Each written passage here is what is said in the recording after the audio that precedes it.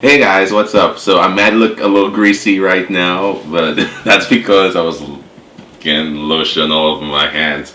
Anyways, why am I shit? Anyways.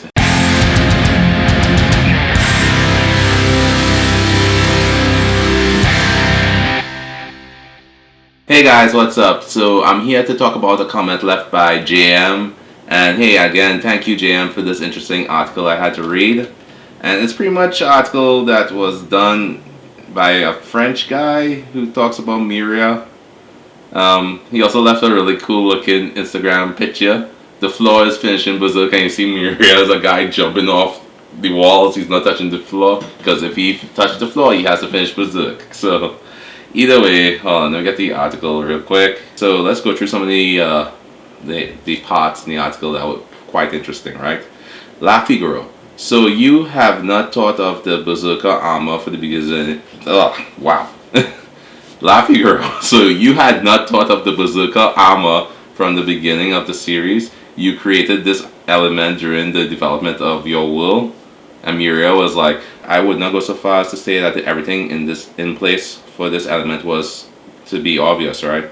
In fact, the world of manga is marked by inflation, with the arrival of ever more incredible enemies accompanied by ever more powerful weapons. That is very true. Yeah. This is a common situation in shonen mangas who do not have time to control this inflation.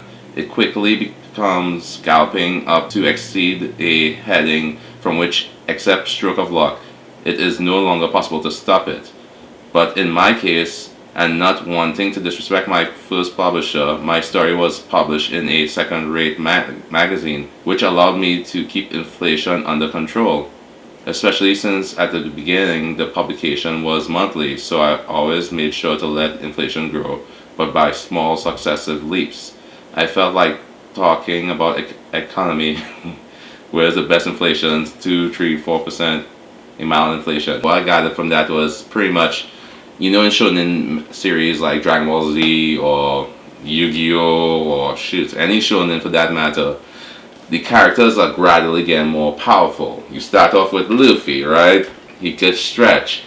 By the end of season 4 or 5, he could use new techniques and gear moves, and then those moves were limited because of the inflation. So you give them a new reach of power, but like, hey, I reached this power level, can't go beyond this power cap yet, because you have to have some type of conflict. So a new villain comes along, Golden Man. I could defeat you, Luffy. Oh no, I have to get new power. And then he powers up the fight Golden. You get the point, right? So the whole point is there's a constant flux of power struggles going on in the series. But since he went to a second-rate manga magazine, he said that he was able to cap guts at certain levels and slowly build up the story, thus allowing more character development. That's why Berserk probably flows so much more deeper to us, because when you read Berserk and you read the characters, they seem to have more character development versus them just being overly powerful badasses fighting a million people at a time, you know what I mean? But Guts was already very powerful, but I guess he had time to think of a very constructive way to increase Guts' power at a certain point in the series, which I guess is what he's trying to say. Further on the article, another point that I really liked.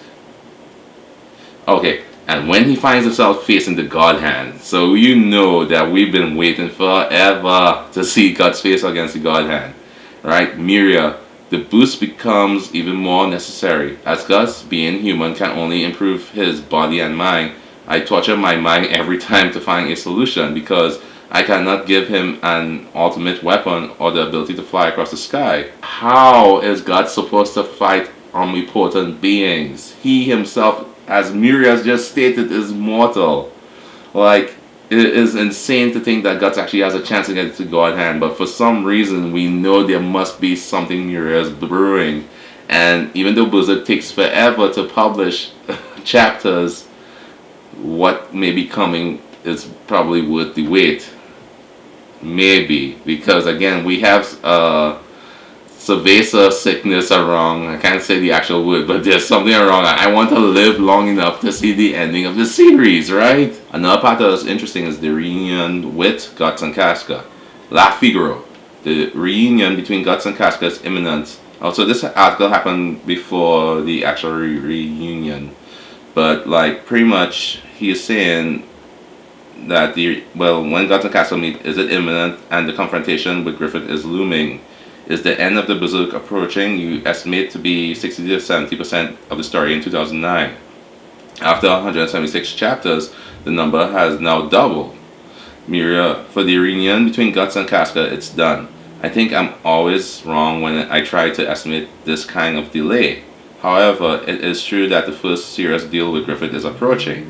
So, that sounds good.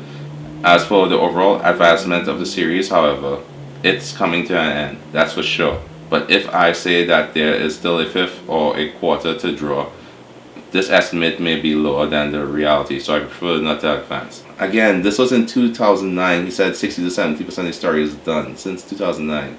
We are still waiting to see Guts and Casca fully. Well, we see what happens when they interact, but you know what I mean?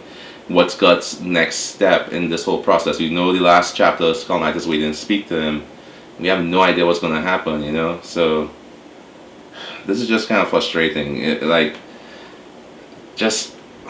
I don't want him to rush it because, again, I am not a manga writer or artist like Miura, so I can't even begin to pretend I understand the processes that goes on in his brilliant mind to create something as brilliant as his content. But I feel like he is stretching himself thin by focusing on different series. Maybe it's a way for him to take a break from Berserk, but I would really like it if he just focused on Berserk for a little bit. That would be so nice, you know what I mean? Okay, so this is another interesting part of the article. Casca's upcoming course of action. Okay, so La Figaro. It's true that the story plot is still going. Miura, yes, I think so, and it's going to focus again on Guts and Griffith. We are nearing the final chapter.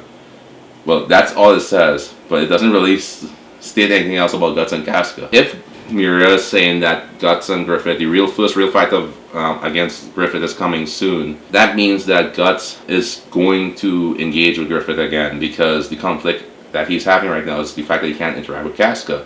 So, with that being said, there is going to be an upcoming battle. The thing is, we don't know which direction it's going to go, because Casca is, well, we don't know how she feels towards Griffith, you know what I mean? There's a lot of things we don't know, so we have to see what comes next in the chapters.